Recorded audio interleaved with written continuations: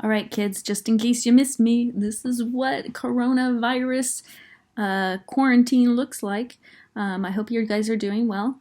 Thank you. Every once in a while, I get a random meme from a student where they're impacted by history or it's just Putin. I do appreciate those. I will try to, I'm going to do some more grading and update some of the grades of some of the stuff you guys turned in before you went on break. And hopefully you'll see more of me. All right, have a good one. Hey, everybody. I hope your coronavirus break is going well, and I hope you're staying inside and not hanging out with your friends. Just want to go through a couple of things about World War II. I say a couple. This is a long lecture, so I'm going to try to go as quickly as I can to hopefully give you context and help you. Doing your reading and that kind of stuff will also help. You may have seen some information going out. We're not quite sure what's going to happen with the European history test, the AP test, but I can tell you that it's possible that it might be some form of a take-home test that would be timed and might use AP Classroom as a way to get that test to you. So we'll see what happens, and I will try to keep you guys updated. So, World War II. Most of this is going to be what's coming prior to World War II, how we lead up to World War II, and then I give you some basics about the actual, how World War II proceeded, but we don't get into details about battles and weaponry and strategy. So don't get too upset. You can watch the History Channel if you need that, or any videos online. All right. All right, guys, here goes World War II for AP European history. First of all, let's talk about Hitler's goals. Hitler had expressed most of his goals in his book Mein Kampf, which was written while he was imprisoned after the Munich beer hall putsch, where he attempted to overthrow the German government. That didn't go so well. He was arrested, and when he was in prison, he wrote this book called My Struggle, and he very explicitly talked about his goals, including the unification of the German people in what he called the Volk, or the people or the community, under one flag. So bringing in that nationalism, he wanted to bring all Germanic parts of the Habsburg Empire back together, including Austria, which had been separated after World War I with the Treaty of Versailles. He also believed that the Volk needed something called Lebensraum, which means living space.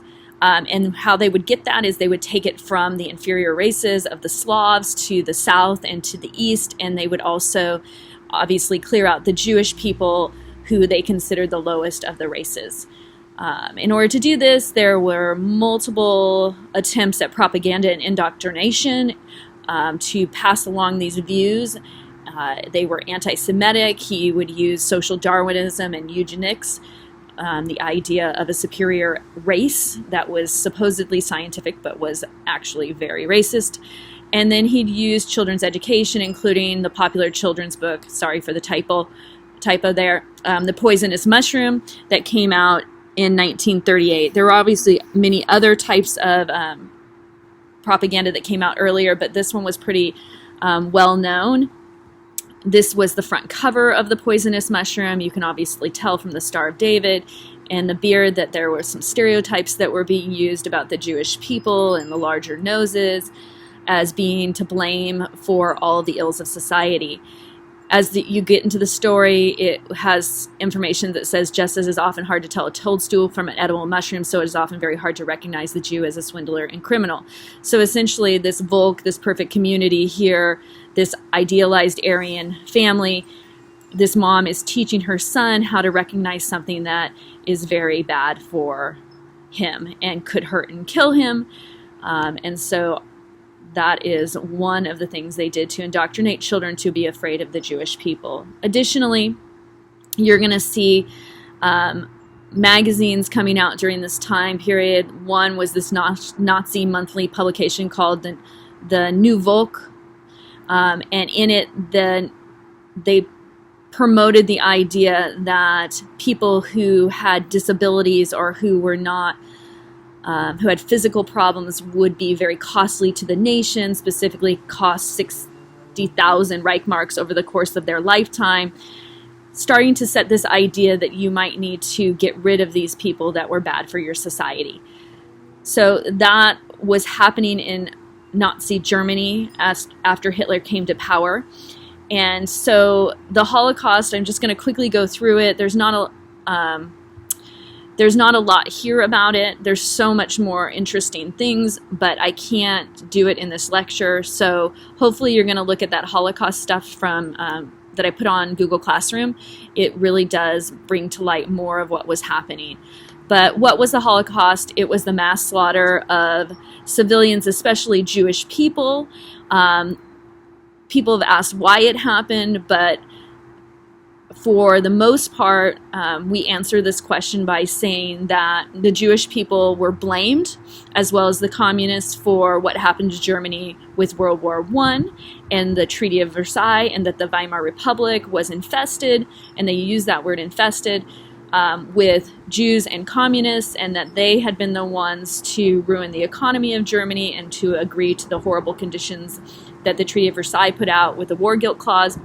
And as a result, the Jewish people were to blame for everything that was wrong in Germany.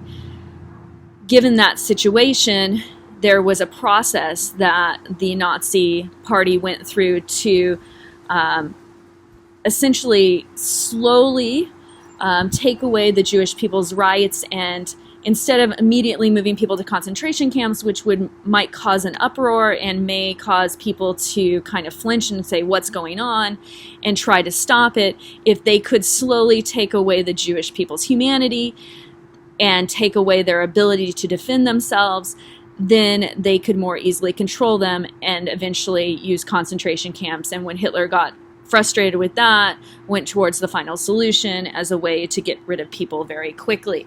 So the Nuremberg laws were passed in 1935. Those laws took away citizenship for the Jewish people, jobs, and property, and required them to wear the yellow Star of David on their arms.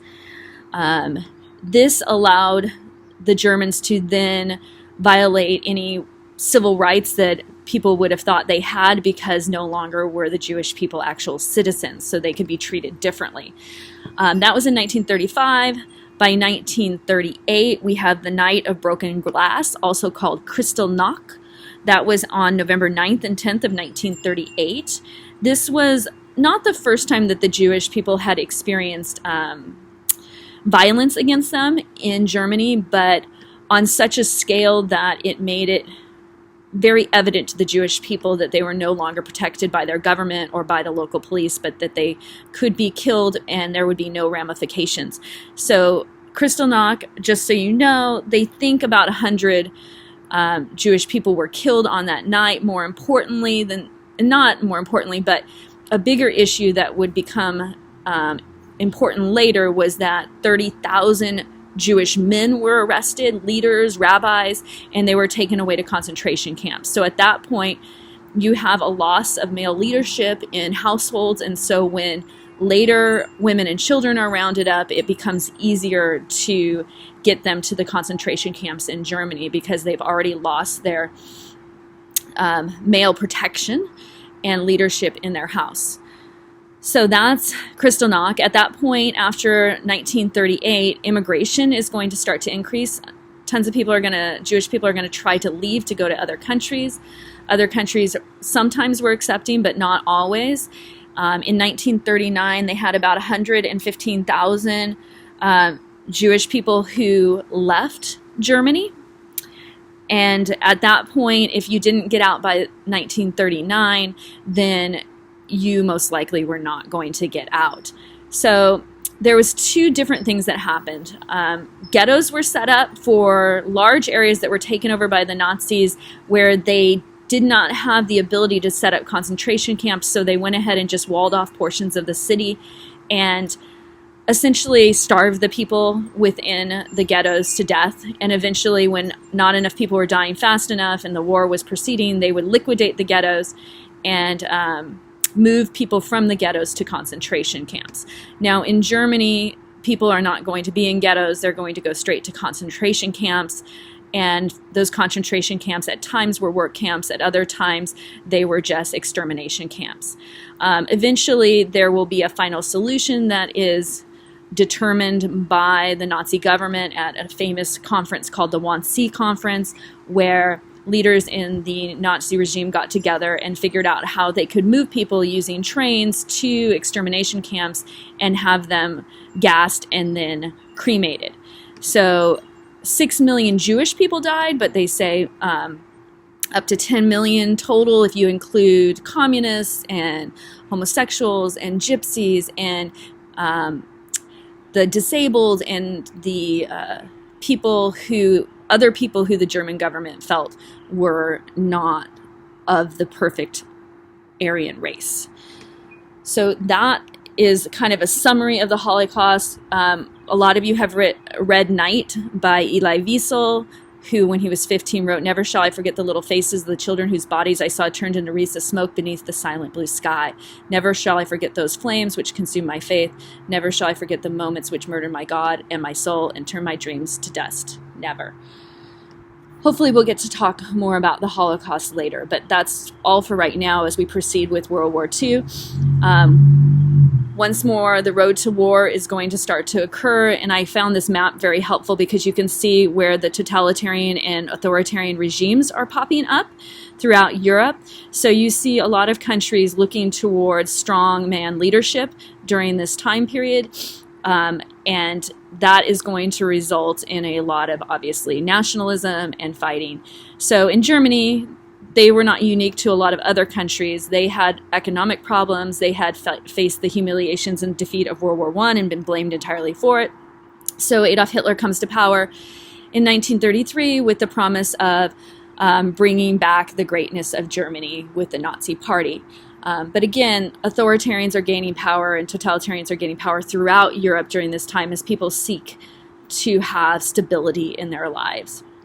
So step one for Germany is rearming. They're going to start by leaving the League of Nations, which was that peace body that was created with the Treaty of Versailles that had very little power. If Germany's not in the League of Nations, then they don't have to listen to the League of Nations, not that they were listening anyway. So then in 1934, Germany signs a non-aggression pact with Poland, essentially solidifying Germany's relationship with Poland, so Poland starts to feel a little better, and they are not aware they're not aware when Germany goes and attacks them. And then in 1935, Hitler decides that he is no longer going to abide by the Treaty of Versailles, and he's not going to abide by their rule that they have to only have 100,000 soldiers in peacetime. So he starts reinstating conscription, which is just like a draft to bring people into the military again. The League of Nations will, of course, say, Germany, don't do that, but it doesn't matter because they don't have a military to enforce what they say, and so Hitler just laughs. At this point, he starts to feel emboldened, so he will remilitarize the Rhineland, which you can see right in this area, which was supposed to be demilitarized and was occupied for a period of time by the French. France and Britain both register a complaint. I complain with the League of Nations, and the League of Nations responds with, there's nothing we can do. Then Germany again goes out and violates some of the things that they weren't supposed to do by going into Austria on March 12th of 1938. This is called the Anschluss, or the annexation of Austria. Essentially, once you take Austria, Czechoslovakia is surrounded because they have a deal with Poland at this point. Czechoslovakia is feeling very weak. 1938, Hitler increases the pressure on the Czechs. He starts disseminating false information. Again, he believes there are Germans in this area and he needs to take this area back if he's going to have enough Lebensraum. The Austrians will eventually vote. 99% of them will vote to have Hitler in charge. This is a great political cartoon that shows the plebiscite or the voting. It says, do you approve of having your pants kicked? And here's Hitler looking very angelic-like, and here are the Nazi Germany leadership, and they're saying, you have to vote or else. And it says, do you approve of having your pants kicked? And notice Mussolini has a pillow because he's always getting his booty kicked. This is supposed to be Neville Chamberlain, which we'll hear more about, and he's the British Prime Minister, and then you have the leader of France, Daladier, right here. Just to give you an idea of what was happening. Again, making you feel like it's some kind of democracy, but you really had no choice. So, for the most part, Germany, when they are aggressive, is given the response by the British and the French of this policy we call appeasement. The definition of appeasement is giving in to an aggressor in order to keep peace. So the French and the British, because they were so traumatized by World War I and did not want to start another war, every time Germany asked for something, as you can see here, Germany is depicted as the monster. This is a Dr. Seuss cartoon, a bunch of monsters. Every time they asked for something, be it a piece of land or anything like that, the British government would give them something to appease them. Notice these are monsters that are being given lollipops. It says the appeaser, he's on a little island, which makes you know that this is Great Britain. And giving these lollipops to these monsters, first of all, you don't have enough lollipops. Second of all, lollipops are not going to satisfy a monster. And I think that that was the big problem with appeasement, is you embolden the aggressor, you make them hungrier for more, you show them that there is no end to what you can ask for, and eventually it looks like these monsters are going to eat the appeaser. So it's not a policy that works. Everybody gets scared, even in modern times, when people say, well, you're appeasing this leader, you're giving in to him. Like when we talked about Putin taking over, I'm losing it, what's it called? Crimea. When Putin took over Crimea and then started to come into parts of Ukraine, a lot of people said, well, you've got to respond. Countries have to respond, because if you just let him do it, he'll keep taking more. Again, appeasement is a policy that was pursued by Britain and France, and obviously Germany benefited from that. Meanwhile, as this policy of appeasement is occurring, Italy is attempting to also be aggressive and see that nothing happens to them. So Italy is going to attack Ethiopia in 1935. They're really unable to defend themselves. They're not a modernized country in Africa, and so they get wiped out pretty quickly, and Mussolini takes this as this idea that he's somehow an amazing, invincible force that can do all things great. But notice he's killing small defenseless animals. You see Greece, Albania, Croatia, Ethiopia. He's never taking on the strong, and you can kind of see in this political cartoon, it shows the Americans coming in, and they're not like little flies that you can just attack the way he attacks the weak. But during this time in 1935, no one says anything to him, and they just let him keep doing what he's doing. Eventually, the United States will have enough of it. At the same time that all of this aggressive action is occurring throughout Europe, and Germany and Italy are attacking and taking over different areas, the Spanish Civil War is occurring. The Spanish Civil War is a great test ground for fascists fighting what would be Democrats or democratic nations and Republicans. And I'm using the term in relationship to European history, not the modern political parties in the United States. So you have fascists fighting a Republican form of government, and you have people who support democracy or more communist ideals fighting against these fascists. So you've got pretty much two sides. You're either fascist or you're not. Germany and Italy will support the fascists and will use it as their little playground in Spain to test out their weaponry, to test out their strategies of how to fight when they're going to fight larger, more difficult countries. And then the Soviets are going to come in on the other side, and they're going to support the Republican form of government, which was allowing, for essentially communist people to be voted into office. So a lot of the leaders in Spain during this time period had socialist leanings, and that's why the Soviets supported the current government. The fascists are going to win in 1939, and Spain will become a fascist nation under Franco, and Franco will rule in Spain until 1975, which is a really long time. So he'll do that, and then he will stay out of World War II, and as a result, he is able to stay in power. Additionally, also going on at the same time that European countries are taking over different parts of Europe, like Germany's attacking or taking over the Sudetenland and the Rhineland, and eventually Austria and Czechoslovakia, and Italy has attacked and taken over Ethiopia and Albania. The United States is something that you need to kind of keep an eye on. You can click on this link and it'll take you to a little bit of history about this America First group, which is sitting here on the tracks. And here's Uncle Sam, and here's the Nazi train coming down the track, and there's a little sign that says Appeasement Junction. And the idea was the American First, these people were isolationists, they were anti-war, they didn't want to be involved in this war, and somehow they also were maybe a little too sympathetic to people who were anti-Semitic. And so here the America First people are saying, he's just going to get off over here. He's not going to bother the United States. And Uncle Sam looks at that and he is very worried. He says, relax, Sam, I assure you the express turns off right here. Obviously, this train is not going to fit on this track. So that's not going to work. But that's something that's going on in the United States. We call this isolationism. The United States will pursue it until they are attacked by Japan in December 7th, 1941 at Pearl Harbor. So back to Germany.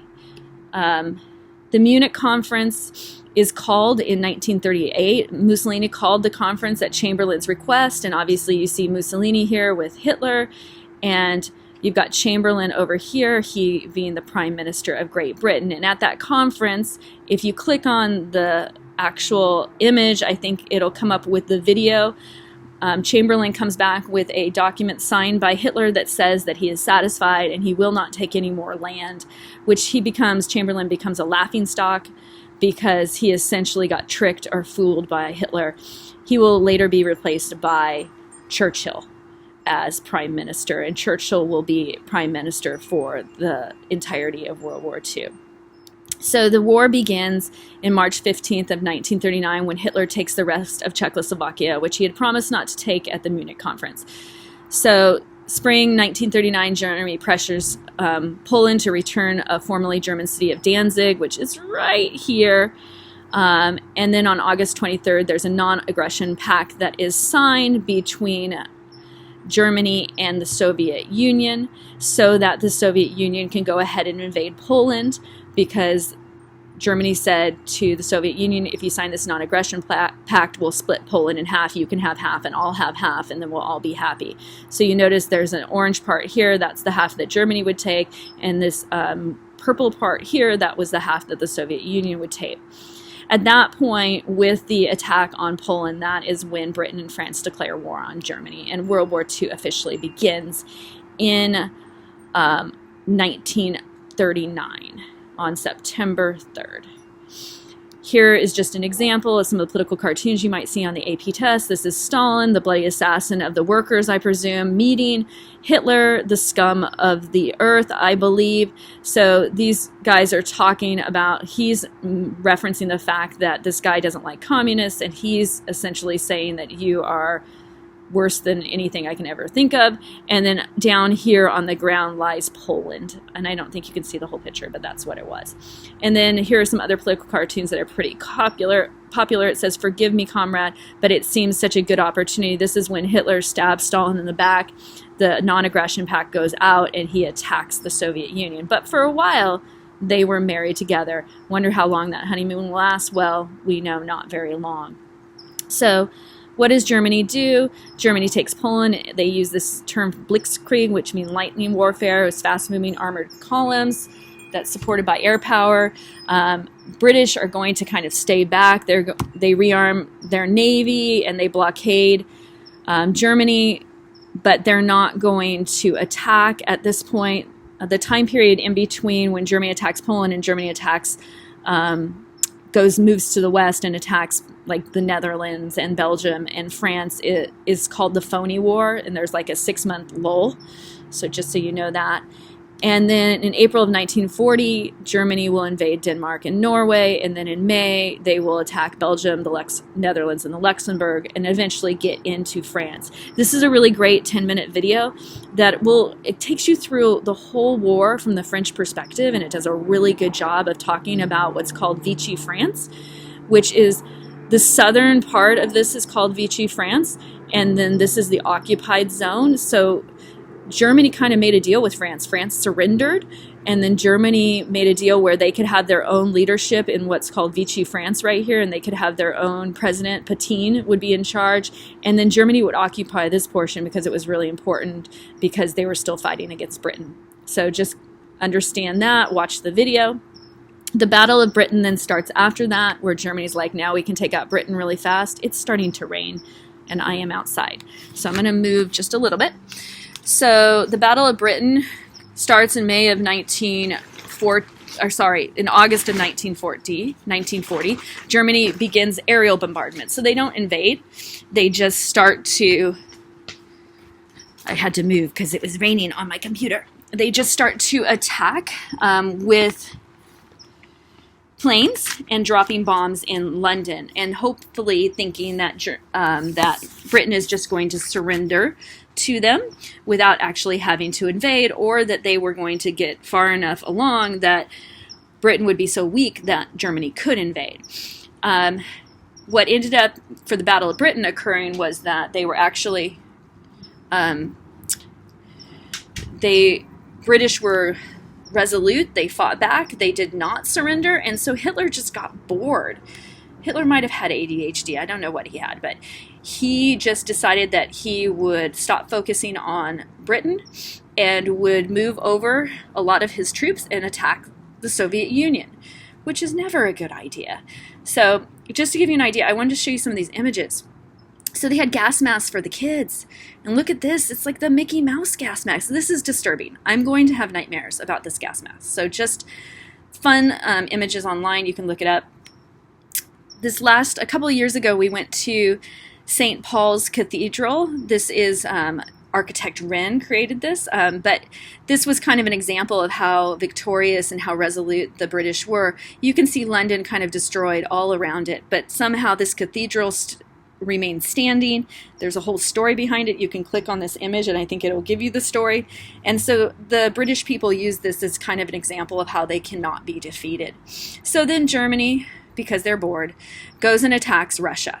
So in December of 1940, they start the plans. They're going to start to attack by May 15th, 1941, because you have to attack in the summer in Russia, otherwise you lose. But because of many delays, they're not going to end up actually attacking until June 22nd, 1941, and the result being that they get involved where they can't win. It's winter, and so the war stagnates, and it just becomes a war of attrition. Whichever side gets tired first is who's going to win, and obviously the Russians live there, and they're going to outlast Germany. In 1941, also, Japan is going to attack the United States and bring the United States into the war. Now, initially, the United States will focus on fighting Japan, but as it becomes necessary, they will start to move a lot of their resources away from just fighting Japan to also fighting in Europe. Japan, Italy, and Germany are considered the Axis powers. The allies would be the Soviet Union, the United States, and Great Britain, with some people saying France as well. That would be the portion of France that did not surrender. I mean, they all surrendered, but you have people essentially fighting and helping the allies that were living in France at the time. So in the end, we're going to say France was on our side, even though they gave up to Germany really early. So the tide is going to turn. The United States has multiple victories in 1942. So 1942 is key for starting to look better, because Germany was really on the attack through 41, and then 42 they're going to start to see some losses, and the Japanese are going to start to see some losses, and and the Italians are going to start to see some losses. So you can look at that more closely later. The big things that you've probably heard of are D-Day, which is June 6, 1944, where the British and American forces invade Normandy on the coast of France and start to push the Germans back out of France. There's one last great battle where the Germans are actually able to push the Allies back. It's called the Battle of the Bulge, because it looks like a bulge on a map. You can look it up. You'll be rather entertained by it. But eventually that's their last victory, and then from that point there's a lot of retreating by the Germans, and by March of 1945 the Allies were near Berlin. The Soviet Union's going to get to Berlin first, prior to the British and the Americans making it across Germany, because Berlin is closer to the Soviet Union than the British and the Americans were, because they had to come all the way across France. But anyway, on April 30th, 1945, Hitler will commit suicide and Germany will surrender within a week. The Japanese Empire is still going to be fighting all the way through the summer, and then the United States drops the atomic bombs on Hiroshima and Nagasaki, and that results in Japan surrendering. So there had been preparations all throughout the war for what peace would look like, because they knew they did such a poor job with the Treaty of Versailles. They didn't want it to be the same. Plus, the Allies would meet to figure out like a battle plan for how to defeat the Germans and the Japanese and the Italians. So in 1943, you have the American-British leaders meeting in Tehran, which is in Iran, and they all agreed to attack the western coast of Europe the following year, which actually made Stalin pretty upset because he wanted the United States to help and come in on the Eastern Front to help them, and the United States and the British decided to take a different tact or a different way. Additionally, later they'll meet in February of 1945 at Yalta. The Americans were encouraged that the Russians to join the war against Japan because, again, the Russians had not been fighting Japan. They were just fighting Germany and Italy. So there's going to be a lot of fighting over who did what and who didn't do enough, and the fact that Stalin didn't come in and help like he promised. We'll get into that when we talk about the Cold War and what came out of the Cold War. So last slide, we made it. Sorry it's taken so long, but just to kind of wrap up the kind of Holocaust stuff is the Nuremberg trials, which were held after World War II. They were a military court, so they weren't a civilian court, and you had 22 Nazi leaders that were put on trial for crimes against humanity. It was an attempt at justice. Now, a lot of people had already fled. Some of the leaders had committed suicide. Some were killed when the concentration camps were found and executed there. But the result in general, just so you know, was 12 of the 22 were sentenced to death. But a majority of them got lighter sentences because there really wasn't an understanding of like a law about how you were supposed to behave in times of war. And so that's going to come after World War II, where you're starting to have rules about war. And can you use poison gas? And can you use all these things? Again, that's a more modern idea that there's an ethical way to fight wars versus just winning at all costs. So Hitler's SS Chief Himmler and the Minister of Propaganda, they're going to commit suicide before the trials, so Goebbels doesn't get put on trial, but you will have 12 of the 22 sentenced to death, and most of them are killed by hanging, but there are some that, I think there was a couple that are a firing squad and stuff like that. So anyway, hopefully this will help you. Sorry it was so long. Enjoy.